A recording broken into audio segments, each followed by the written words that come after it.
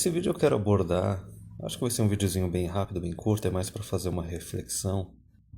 Eu quero abordar um mito da dívida histórica feminista, que é um discursinho barato que já está não só nas escolas, nas universidades, mas até nas instituições religiosas, de que os homens, oprimiram as mulheres durante centenas de anos, durante milhares de anos, que é a teoria do patriarcado. Do jeito que as feministas falam, parece que os homens basicamente eles dominaram totalmente as mulheres e mantiveram elas sempre trancadas em jaulas, né? Sem nunca poder fazer o que elas quisessem. Sendo que, se tu for analisar, até não só aqui na civilização ocidental atual, mas até em outras, chegou momentos em que as sociedades elas estavam com uma abundância, com uma riqueza tamanha, que, consequentemente, as mulheres sempre acabavam sendo empoderadas. Até um certo nível, de uma forma ou de outra, talvez empoderadas, mas ainda assim um pouco abaixo do homem, ou no mesmo nível do homem, ou até, em alguns casos, acima do homem. E tem aquele quote, aquela imagem clássica já conhecida da Camille Paglia, que ela fala, né, que os homens eles se sacrificaram pelas mulheres e pelos filhos, pelas famílias, durante séculos, durante milênios, só que tu nunca escuta isso na retórica feminista. Mas enfim, já deu a introduzida aí do vídeo. Agora vamos entender um pouquinho da onde que vem essa ideia de que, oh meu Deus, se as mulheres não tiverem empoderamento, os homens vão simplesmente controlar elas e abusar elas, sendo que historicamente isso não aconteceu. E esse tipo de retórica, esse argumento, ele é utilizado nas instituições de ensino, na política, na hora de propor e discutir leis, e até mesmo se tu for ver na vida pessoal, tem muita mulher que, por que que elas, em alguns casos até, querem de tudo quanto é jeito ser carreirista, né? Não querem nem ser aquela complementarista que ela vai colocar a casa, o marido e os filhos em primeiro lugar, e talvez ela vai ter um emprego, mas vai deixar em segundo plano, certo? Só que tu vê cada vez menos dessas mulheres, por mais que agora na quinta onda feminista estejam surgindo algumas, né? Dando uma de camaleão, porque elas querem subsídio ali do homem para poder se empoderar.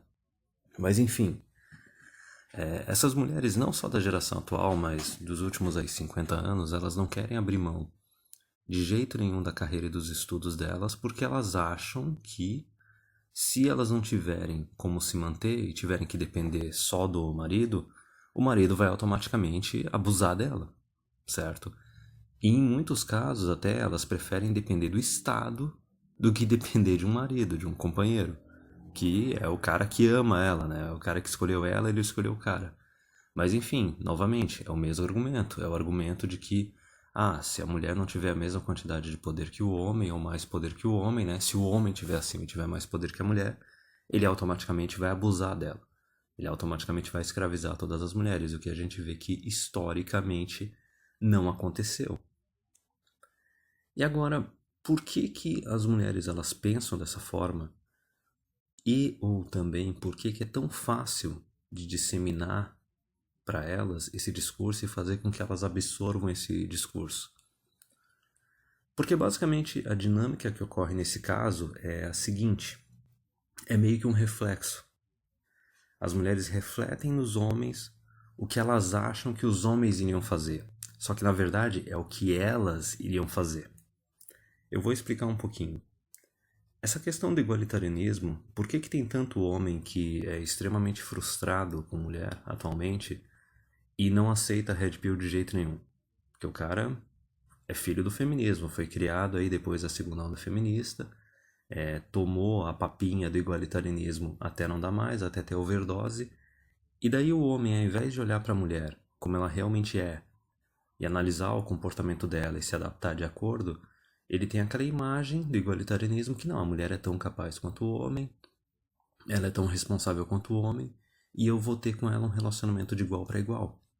Ele se frustra porque a mulher não consegue satisfazer essa expectativa idealizada que ele tem.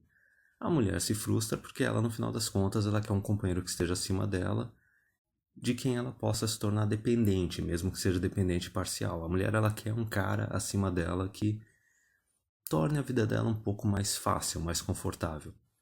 Então veja bem, aí é o homem achando que a mulher está no mesmo nível que ele, porque é o homem da geração atual, né, filho do feminismo, que está refletindo essa imagem na mulher, sendo que a mulher não é bem assim.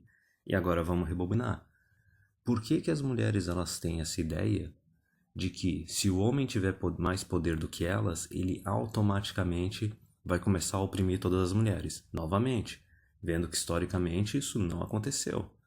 As mulheres não tinham os mesmos poderes e os mesmos direitos que os homens, porém elas eram e sempre foram uma classe protegida, certo? Mesmo que elas não tivessem direitos políticos, elas tinham privilégios, elas tinham proteções. Mas vamos lá. Por que que as mulheres elas acham que se elas não tiverem a mesma quantidade de poder que os homens ou mais poder que eles, elas acham que os homens vão simplesmente começar a oprimir elas? Porque elas estão refletindo. Elas estão refletindo nos homens o que elas fariam com os homens se elas tivessem mais poder do que eles. E notem que eu usei o termo fariam, porque esse seria o argumento de uns 70 anos atrás, antes da segunda onda feminista. Então vamos trocar o fariam pelo que elas fazem. Porque se tu pegar agora 2019, depois de aí 60, 70 anos desde que teve a segunda onda feminista, as mulheres, para todos os efeitos, elas são a maioria do eleitorado e elas possuem mais direitos que os homens. E o que que as mulheres estão fazendo com os homens nos países da sociedade ocidental? Reflitam aí. Elas estão ou não estão oprimindo os homens e transformando eles em cidadãos de segunda categoria? Que nem o Rolo Tomassi fala, né? Elas dividem os homens entre os reprodutores e os bois de carga.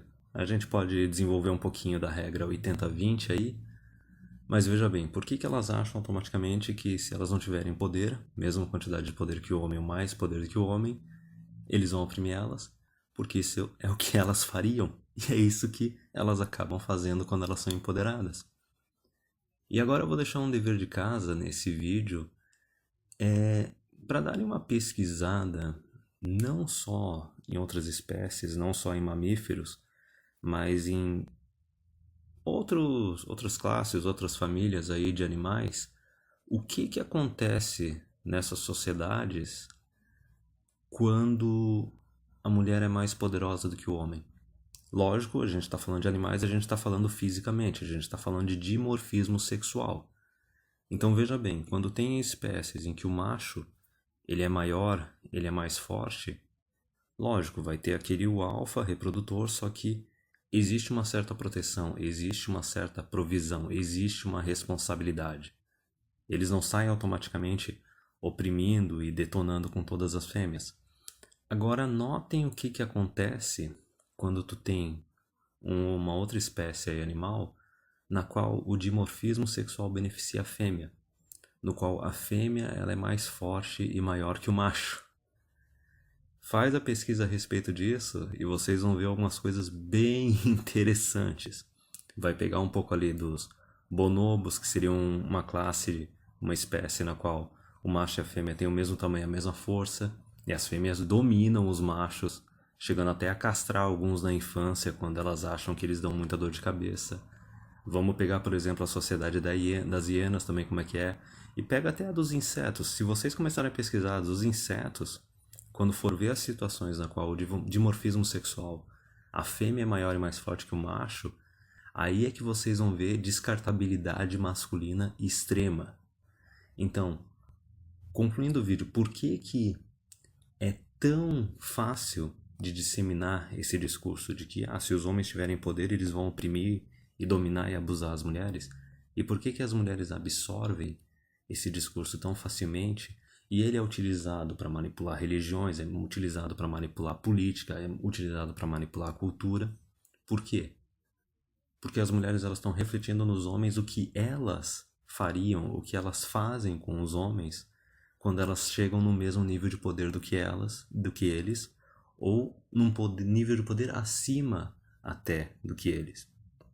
Eu não vou lembrar qual é o cara lá da Roma de 2000 anos atrás, eu acho que é Cato the Elder, né? Cato o Ancião, que tem uma citação bem famosa que ele, eu não vou lembrar exatamente ela, mas de forma resumida era meio que o seguinte, que se tu acha que elevar a mulher ao mesmo nível que o homem, empoderar ela, vai tornar a vida do homem mais fácil, muito pelo contrário. O que ele falava era que se tu tornar a mulher no mesmo nível que o homem ou acima do homem, aí mesmo é que a mulherada vai se tornar insuportável.